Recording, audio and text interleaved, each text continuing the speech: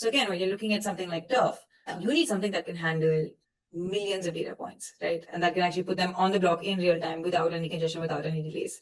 That's incredibly important for the network to work and for there to be, strong trust in the data that's been put on the blockchain. So I think that's the second one. I think the third one, and if you tell me if this isn't true, I think we just make it super easy. It's you have an L1 and you can choose, various PaaS providers, so blockchain as a service providers. Zeeve is, one of our favorites and my favorite. So, you work with Zeeve and Zeeve helps you set it up. And essentially it's an AWS model, right? You have a blockchain, but it's kind of an AWS model. You pay a monthly fees and everybody, they run it for you. They manage all of it and you can really focus on building. So it's kind of like having, microservices in gaming. Going back to Dibyo's kind of conversation about gaming, they're all like microservices and payments, right?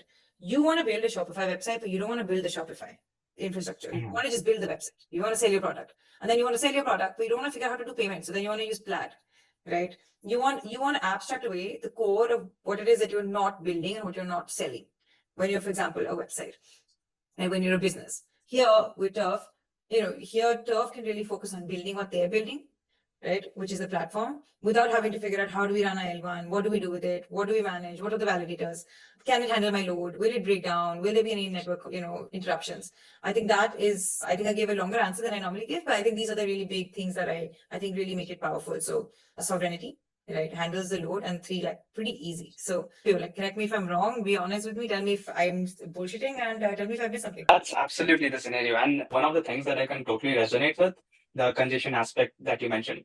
Let's say if there is an L1, right, and you are deploying your whole infrastructure that's very much use case specific, and still your transaction that's getting submitted is competing with a DEX because just there is a huge volume that's coming in, right? So being use case specific, I would say having the control over a network and at the same time executing things in a decentralized manner is something that we got.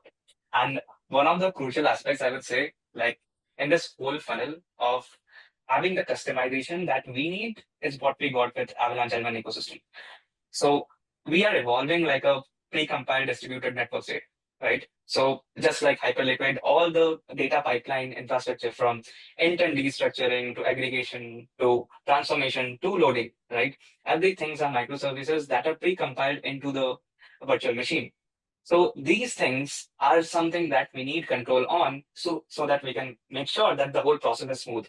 And at the same time, I just don't want that if there is a huge volume that's coming onto any of the DEXs into the network, I'm facing errors for that. So, yep, I totally resonate with that.